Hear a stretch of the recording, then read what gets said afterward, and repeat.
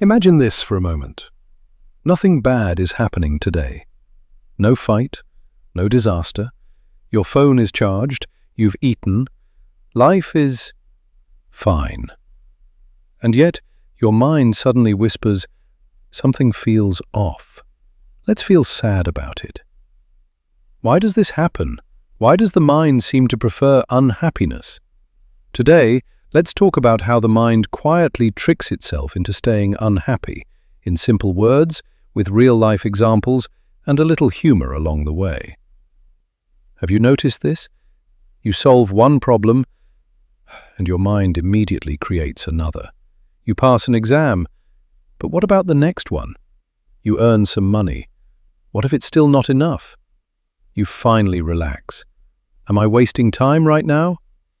It's like that one relative who never says, good job, only says, but. The first trick the mind plays is problem addiction. Yes, addiction. The mind feels useful only when it's worrying. For thousands of years, the human mind survived by scanning for danger. Tiger? Run. Snake? Hide. But today, there's no tiger. So the mind invents one. No one texted me back. Why did they look at me like that? What if my future goes wrong? Congratulations, an imaginary tiger has been created. The second trick is replaying the past like a bad TV show you didn't ask for. You're brushing your teeth and suddenly, boom, that embarrassing moment from 5 years ago shows up. Your mind says, remember when you said that stupid thing? And you're like, yes, mind, I remember. I was there. But the mind keeps replaying it, not to torture you, but because it believes, if I replay this enough, I'll fix it. Here's the truth. You can't fix the past. You can only ruin the present. It's like trying to change a movie's ending by watching it again and again. It never works. But the mind still tries. The third trick is comparison, the fastest way to kill happiness. You're doing okay until you open social media. Suddenly everyone is richer, fitter, happier, traveling, glowing, and winning at life. And you're sitting there in old clothes eating snacks. Your mind says, look at them. Now look at you.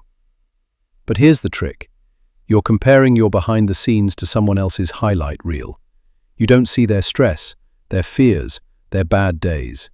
It's like comparing your raw ingredients to someone else's cooked meal and asking, why isn't mine delicious yet? The fourth trick is the biggest lie of all. I'll be happy when. I'll be happy when I earn more. I'll be happy when I lose weight. I'll be happy when life becomes perfect. The mind pushes happiness into the future, like a moving goalpost. You reach one goal, the mind says, good, now the next one. It never says, okay, stop, enjoy this. It's like chasing a carrot tied to your own head.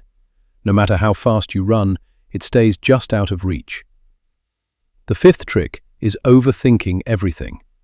Someone doesn't reply. The mind creates 17 theories. They're angry. They hate me. I said something wrong. My life is over. Reality?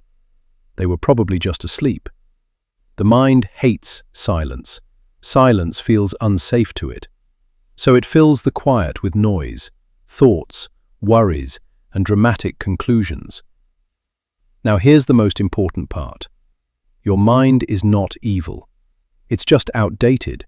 It learned that constant worry equals safety, that staying unhappy keeps you alert.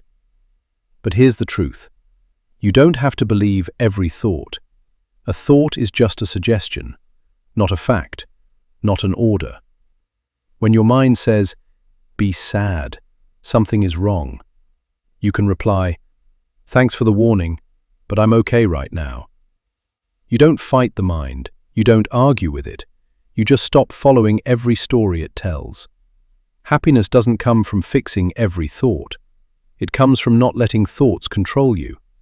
Sometimes peace is simply saying, I'll deal with this later, and enjoying your tea now. So the next time you feel unhappy for no clear reason, Remember, it might not be your life. It might just be your mind doing what it learned long ago. And you? You're allowed to rest.